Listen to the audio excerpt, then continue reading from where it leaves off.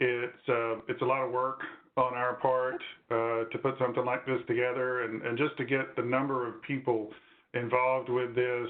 I can't thank you enough for attending. So I hope the content that we've got for you today is great, and you walk away knowing some things that you didn't before. And, tell your friends, bring them back next year, and we hope to make it even bigger and better as we keep getting good at this. So thank you again for attending. Wonderful. This is Dale Stratton. I'm Manager of Software Consulting, and I'll be joined by Brittany Laster. She's one of our Senior Software Consultants. We're going to do what I'm going to call a quick year in review. So we're just going to recap the releases from Release 3 of 2019 through Release 2 of 2020. And the reason that I'll call this quick is because Intacct does a quarterly release. And I noticed on that last questionnaire, really, Intacct does a quarterly release? Yes, they do. Every quarter they have a release for you with updates and additions and benefits and features and things like that. We're going to cover 2019 R3 to 2020 R2. Usually those releases take about an hour to cover the changes in. So we've got 25 minutes to cover 4 of them. So they're going to go by very quickly. Really, we just polled the team and said, what parts of those releases really made an impact? What did you see people really use? What changed the way they were doing things? And were there any things that are just really quick that they could use right now that they may have missed? So that's what I'm going to try to cover in there. And it seemed like in every single release over the last year, BankRec was updated or modified in some way. So we're going to spend a little bit more time on that, and Brittany's going to go over that with you. And then we're just going to do a really quick teaser of 2020 R3 at a glance. Now, one of the most important things you can take away from this isn't what I tell you about these releases. It's that you have access to all of this release information already. So you can go to your Intacct homepage, and it's a little house there beside Accounts Payable on my screen. If you go to your homepage, then you can go down and click the links to 2020 R2 release notes. And in there you'll find access to videos, find access to all the release information. They give you links to tell you all the specific technical details of what they changed and what they did. So you have access to that already. They also put the hey, coming soon information on your screen. So if you close that prematurely, you say, I don't want to watch that, you close that, you can always get back to that on the homepage. Something else you should know about. Jim Norton, one of our managers in software consulting, also does a fantastic job with CloudBytes. So he covers each release after they come out, and he has one upcoming on August the 26th. He's going to cover the Release 3 overview. This is a high-level overview, and in case you didn't catch it, the release is actually on August 21st. So 3 days from now, Sage Intacct is going to do their Release 3 for this year. And if you didn't get an email to sign up for that CloudBytes session, you can always go to our deandorton.com website and then go to our events page, and you'll see CloudBytes there that you can register for that session. All right, here's what we're going to cover. In 2019 R3, these were some of the things, again, that we thought were beneficial to everyone. Hover navigation, really small change, but in the user preferences, you could go change from click navigation to hover. So basically, if I hover on top of a module or any expansion arrow, it will automatically expand for me. Entity picker color coordination.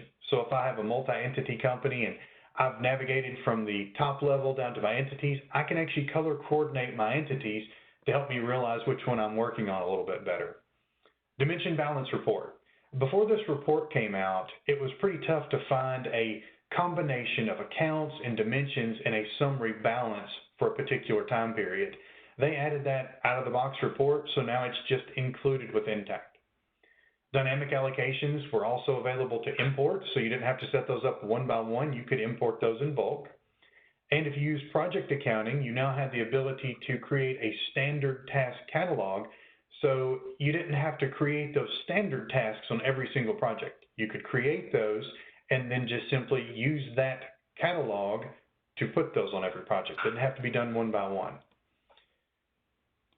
2019 R4 added a edit in draft mode option on transaction definitions.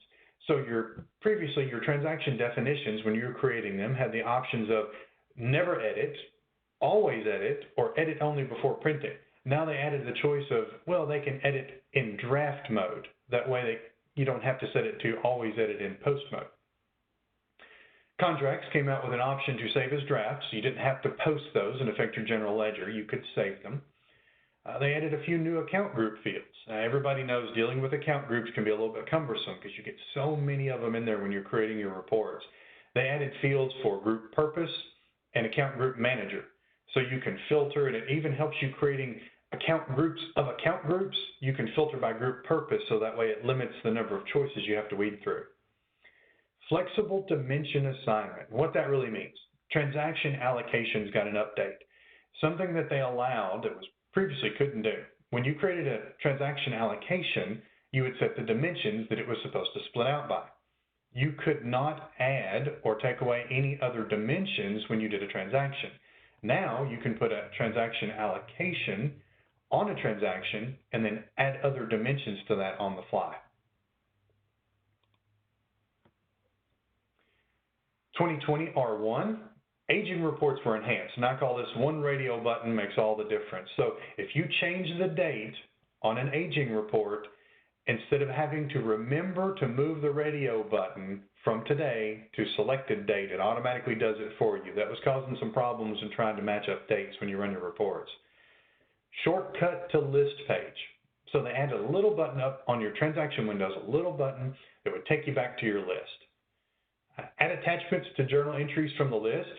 So now from the list view of journal entries, you can add attachments to one or multiple journal entries. So if you had, say, one schedule that was the backup for 4 or 5 or 10 journal entries, you can add that schedule to all those journal entries at once.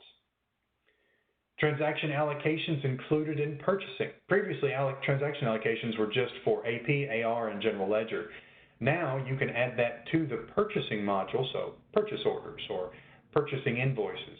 A couple little caveats there. You have to post the transaction to AP, and you can't be using subtotals in order to use that, that transaction allocation.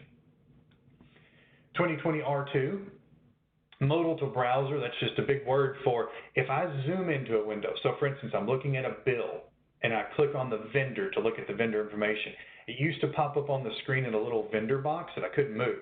Now I can click a little button, detach that, and then move it around however I want to. Choose transaction list that displays when converting. This was a major change. One of our customers did a considerable amount of converting purchase receipts to purchase invoices. And every time you would click convert, bring up the invoice, and then post that invoice, it would take you to the invoice screen. Then you had to navigate all the way back to the purchase receipt screen. Now in your user preferences, you can actually choose to take you back to the screen you came from. Inter-entity account setup is centralized. Previously, you had to go to each entity to work on your inter-entity account setup. Now that's all done in one window, and you can choose basic or advanced, so you can have one purchasing and receiving account for each entity, or you can have a entity-to-entity purchasing and receiving account if you choose the advanced level of that. Custom email templates in purchasing. Previously, you just had a single generic email template. Now you can create your own, as many as you want. You can set up different templates for different transaction definitions in purchasing, and you can even set those for individual vendors to have different email templates. And last but not least here, we've got report type and report audience. A lot of times you get a lot of financial reports listed. They're hard to sort through and look through. And you're able to put on each report when you're creating it or editing it, a report type and a report audience. So you can filter by those and find those much easier. And a little sneak peek here for 2020 R3, a couple of my favorite things that are supposed to come out. Top level in the entity picker. So what this means is that if I'm at top level and I choose an entity and I'm working in that entity and I somehow close the browser tab with my top level in it, I had to log back into Sage Intacct in order to get to the top level. Now they're going to make that top level available, so I can just choose it and go back to it. And last here is timeout notifications. I've had this request several times. So we have a journal entry. It's 600 lines long. It's a huge journal entry, and we start working on that and then get distracted and go do something else for an hour. and we come back and then type more into that journal entry, never did hit draft. And all of a sudden we go hit draft and it says your session was expired. So they're going to give you timeout notifications of when your session is about to expire and when your session has expired. Now let's take a look at a demo here. I'm going to show you very few of those things in Intacct. All right, you all can see my demo screen. So I open up to a dashboard. If you open up to an alternate window like this, you may miss that home screen. So if I jump over to my home screen, this is what I was talking about, release notes. So you could come in here, and what I like to do is go to any release, click all changes, and then scroll through, find things that are applicable to me, and then zoom in and learn more about that. I want to show you a little bit of the user preference changes that we talked about. So if I go to my name and go to my preferences, here's that hover navigation I was talking about. Let me scroll down to it. Notice this menu navigation. I chose hover. That does. I'm not clicking. I'm just putting my cursor over top of, and you'll see that it automatically expands for me. Previously, you had to click. If you like to click, then you can leave it on click. And in this list near the bottom, on your user preferences, this is the display option after posting a converted transaction. Like I said, this was a major change for some people. List the converted from transactions. I want to show you this one. So I'm going to go to purchasing. I'm going to go to PO receiver. I'm going to choose convert, and I'm going to convert from a receiver to an invoice. And when I do, I'm going to post that invoice. And now it took me back to the PO receiver screen. That saves a whole lot of navigation and clicks. I also want to show you, if I look at a receiver, if I zoom into the vendor, this window is locked. It gave me this little button right here, open in a browser window, and now I can move that vendor information wherever I need to. Last but not least in here, this little go to list. They added this on the transaction windows. If I click that, I'm back to my list. I don't have to go hit cancel or save or done on those. I'm going to jump over to General Ledger. Let's take a look at those journal entry attachments. So if I'm looking at my General Ledger journal entry transactions, and let's just say these first 4 journal entries here all had the same backup schedule. I had an Excel sheet or a PDF that told me what journal entries to make. I can check mark all 4. I can click attach. It says, hey, do you want to do this to 4 records? Sure I do. I choose my attachment. Creating attachments is just like it always has been. Choose a PDF here, hit continue. And now I've attached that to all 4 journal entries, and I can view that journal entry, schedule backup there, directly from the list screen. I don't have to edit the journal entry in order to see it. Next thing I want to take a look at, and I thought was a major change, was our transaction allocations. This is what I was talking about, the ability to choose additional dimensions. I've got a transaction allocation here. I call it LexTech. And here's what one of our clients was doing. I hadn't thought about this before, so maybe you hadn't, and something else you can use. They came from a very legacy system that had a string chart of accounts. So they didn't enter individual dimensions. They entered one code called LexTech, and that filled in department, location, and cost center for them. That was all 3. And they didn't really memorize those 3 different pieces. They just memorized LexTech. So we figured out a way to replicate that for them. We created a transaction allocation, marked it 100% with department, location, and cost center, and when they use this on a transaction, it fills in these dimensions for them.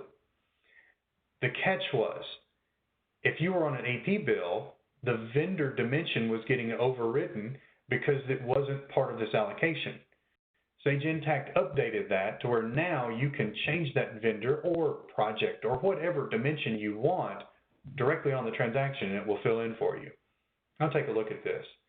If we take a look at accounts payable, bills, I've got a bill here. And in this bill, notice that I've picked that allocation. That allocation fills in the location, department, and cost center for me, but I was able to allow that vendor dimension to pull in from the vendor bill. I could also include a project or an employee or an item or any other dimension that I wanted to include. And if I were using transaction allocations to split amongst departments or locations or cost centers, however I wanted to on percentages, it would automatically include the extra dimensions I picked in that allocation split on the fly. Next, I want to show you account group purposes. So if I'll go over here and I take a look at the reports, account groups, notice account group purposes are here. I can add those as many as I need to. If I look at account groups, notice there's a whole slew of them in here, but I could go filter. I made a purpose called P&L. It shows me all the account groups that I would use on a P&L report. And one step better than that, here's where I put that account group purpose. And if I'm making an account group of account groups, I can choose that purpose here, and then it narrows down the list of account groups I've got to look through when making this account group. So a whole lot of navigation and scrolling and sorting and time saved there. Last but not least here, I want to show you that aging report. That was that one radio button saves the world.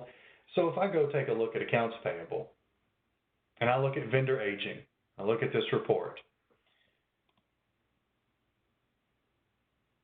So it, by default, says report as of today, and I'm trying to balance that to my general ledger reports. So I want to go take a look at 7/31. And as soon as I update that field, the radio button now automatically goes over to select date. Previously, it stayed on today, and you would go view your report and see balances as of 8/18 instead of 7/31. So one little radio button there saves the world. All right, now I'm going to turn it back over to Brittany here. I'm going to let her walk you through bank recs. All right, Brittany. Hi, everyone. I'm Brittany. I'll be going over the bank reconciliation with Sage Intacct, as well as a few R3 releases that will be coming out. Bank reconciliation was one of Sage Intacct's biggest highlights of 2020 thus far. I'm sure, as you all know, there were so many manual effort that you had to put in order to do a bank reconciliation. In February of this year, the previous bank reconciliation was retired and this new and improved bank rec was released.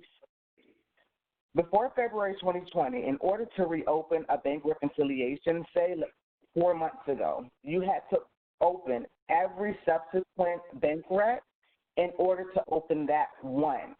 Now you don't have to do that anymore. Now you're able to go in, say you want to go into December. You can click on December, click reopen, and you're able to open that bank reconciliation. One thing that does do as well, it automatically reopens every bank reconciliation after that point. So you will have to go in and click reconcile.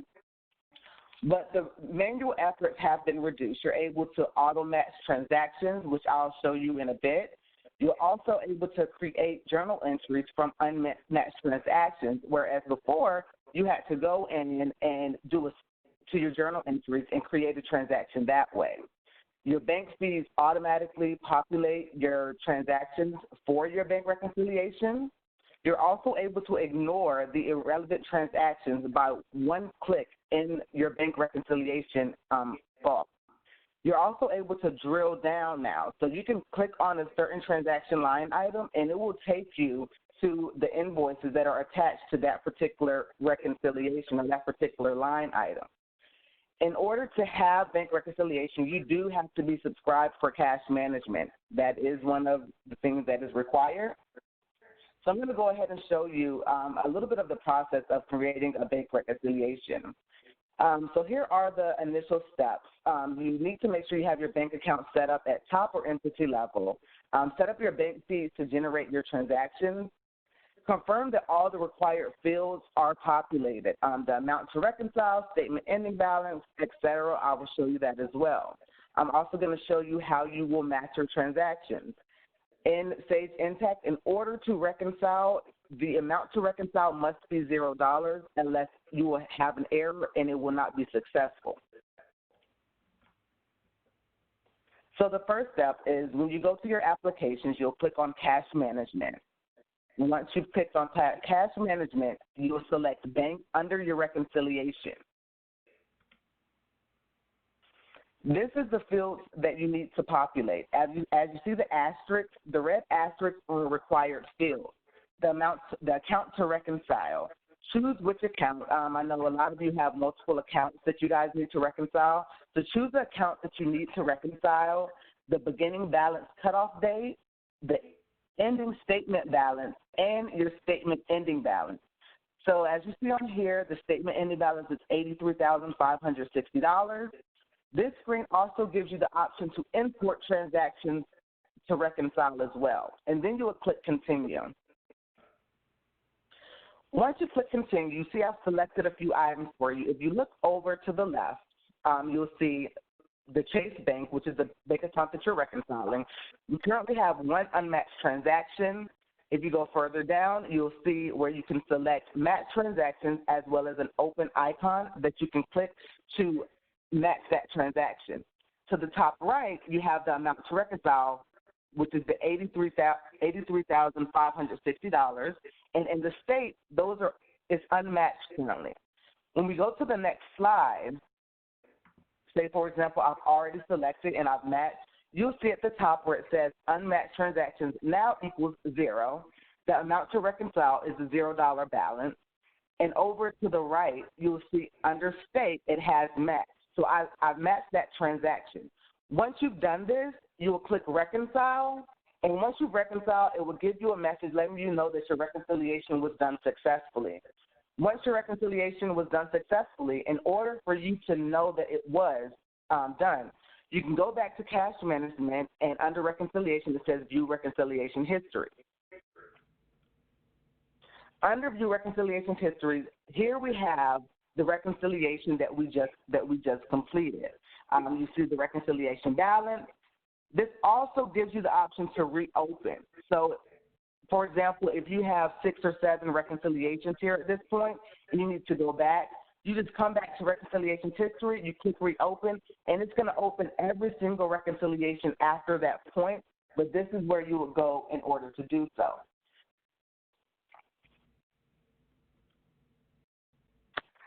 So some of the highlights for Release 3 2020, I know that the bank reconciliation was a huge thing, and now they're releasing more. Your credit card fees and reconciliation. A lot of people have been doing the credit cards manually. Now it's the same process as doing the bank fees. Your transactions, once you set up your card information into the system with your credit card account, those transactions will automatically come over, and you can reconcile those without having to do that manually.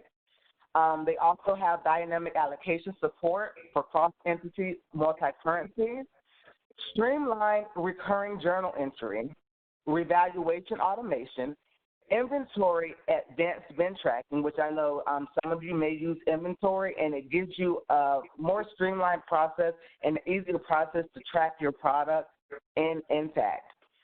Clear and unwanted multiple element arrangement without all the hassle in contracts. So if you are subscribed to the contracts module, this will be a great feature for you all, and this will be coming out on August 21st with Sage Intacct Release 3 of 2020. All right. Thank you very much, Brittany. And don't forget to sign up for Jim Norton's CloudBytes session on that Release 3. It's going to be on August 26th, that you can review all those release changes, and I'm sure he'll do a fantastic job going over those. He does, and people really get a lot out of that.